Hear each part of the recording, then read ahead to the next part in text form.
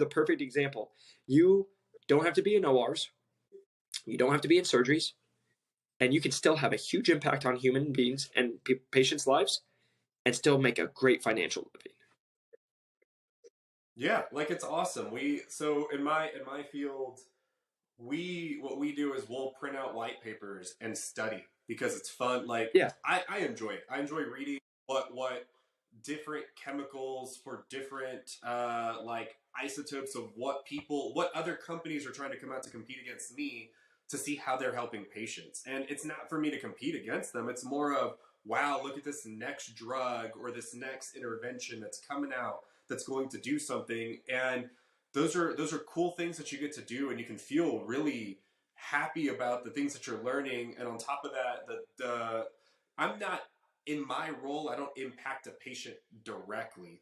But if I'm not out there doing my job and trying to educate, then I am impacting those patients, because then they're not getting the best treatments that they can possibly get. And I don't say that like tooting my company's horn. This is literally the only this option that I sell or I educate on is better than the gold standard. So that's huge. And it's really what drives you to go to work. And just like you're saying, I get to do that, feel super happy that I'm helping cancer patients and learning about this disease state, becoming more aware of different cancers and all this stuff. But at the same time, I'm not killing myself. I'm not working until 10 o'clock at night and texting my counterparts and going, who's covering this case tomorrow, this and that. Like, I still remember what it was like. And I said it in my video. It was very cool when I was young. I enjoyed the chaos of it all. But, and I think if you want to do that, it's a great experience to have. But I tell everybody, I'm like, you can go make more money somewhere else. If you want to have this experience and just say that you're that prestigious guy, that you're an ortho rep, cool. Go fucking do it.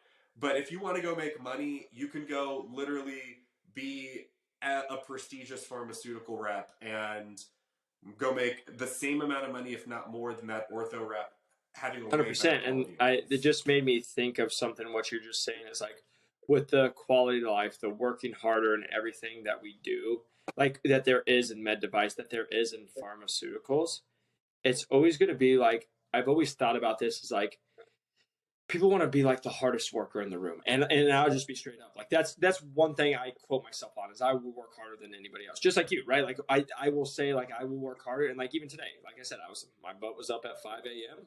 It's 9 o'clock. We're still recording. I'm still doing stuff nonstop. I've been going cases and other stuff, and I'm going to go to bed.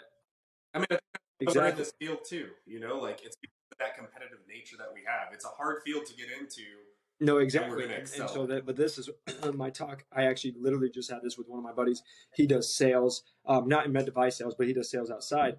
And it's like, when you're doing something, especially with sales, you're trying to be the best that you can be, but also like it's got to be time and money, which is everybody. But here's like what you're saying.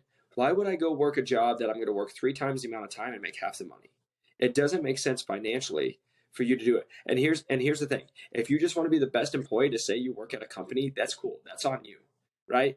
But like, let me just make this very clear. These companies, like even if you're with the top company, these companies do not care about you. You are a number. You are an employee, and they will cut you the first chance they get.